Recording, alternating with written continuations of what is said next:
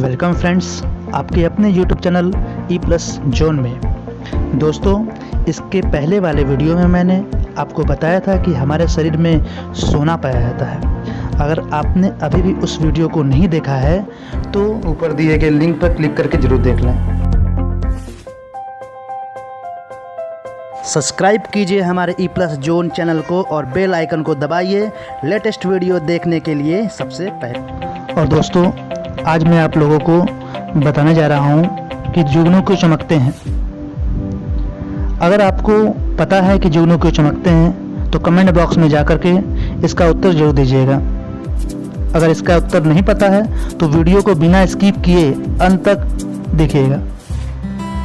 दोस्तों, आपने अंधेरी रातों में जुगनुओं को चमकते हुए देखा होगा, और जब भी हम जुगनू को देखते हैं तो बड़े अचंभित हो जाते हैं कि इसके शरीर में लाइट कैसे जलती है। जुगनू बरसात के मौसम में अधिक दिखाई देते हैं।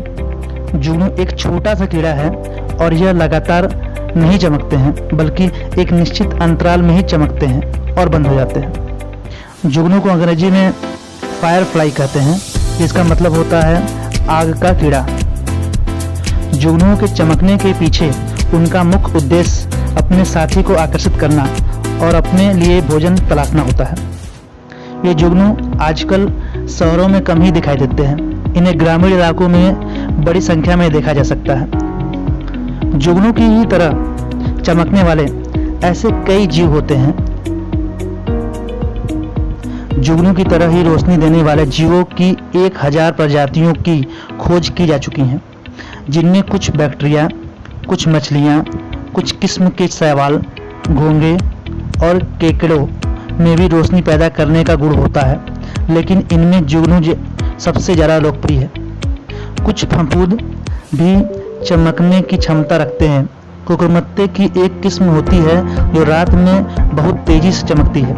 जब चमकती ही है तो ऐसा लगता है जैसे छतरियों में कोई लैंप लगा हो। जुगनू के रोशनी में ऊष्मा नहीं होती है, इसकी रोशनी शीतलता प्रदान करती है। जुगनू रात्रिचर होते हैं।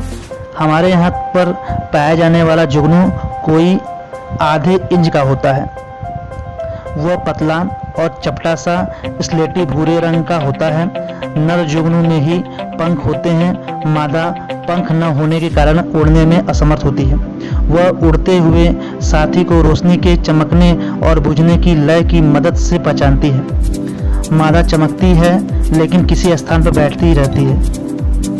जुगनू जमीन के अंदर व पेड़ों की छाल में अंडे देते हैं। इनका मुख्य भोजन छोटे कीट और वनस्पतियां हैं। पुराने जमाने में लोग रोशनी पैदा करने वाले कीटों को पकड़कर अपनी झोपड़ियों में उजाले के लिए प्रयोग करते थे। ये लोग किसी छेद वाले बर्तन में जुगनुओं को कैद करके ले लाते थे और रात को इन कीटों की रोशनी में अपना काम करते थे।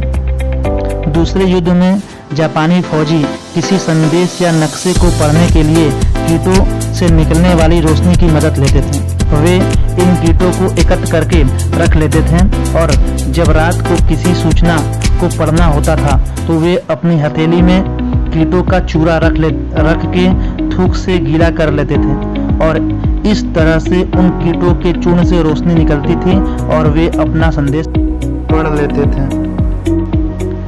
इस चमकने वाले कीट की खोज सन 1667 में वैज्ञानिक रॉबर्ट बायल ने की थी। पहले यह माना जाता कि जुगनुओं के शरीर में फास्फोरस होता है जिससे यह चमकते हैं, किंतु इटली के वैज्ञानिक ने सिद्ध किया कि जुगनुओं के शरीर के पीछे के हिस्से में रोशनी चमकती है। यह रोशनी जुगनुओं के शरीर में होने वाली रासायनिक क्रिया से होती है। इस क्रिया में लूसीफेरस और लूसीफेरिन नामक प्रोटीन का निर्माण होता है। जब यह प्रोटीन ऑक्सीजन के संपर्क में आते हैं और यह रोशनी पैदा करते हैं। यह रोशनी पीला, हरा, लाल आदि हो सकता है। अधिक रोशनी से चमकने वाले जुगनू दक्षिण अमेरिका और वेस्ट इंडीज में पाए जाते हैं। फिलीपींस में पाए जाने वाला बोया पक्षी प्रकाश में रहने का इतना शौकीन होता है कि वो अपने घोंसले के चारों ओर जुगनू भरकर लटका देता है। दोस्तों, अगर अभी तक आपने इस चैनल को सब्सक्राइब नहीं किया है तो आज ही करें, ताकि इस तरीके के नई नई जानकारी आपको मिलती रहे।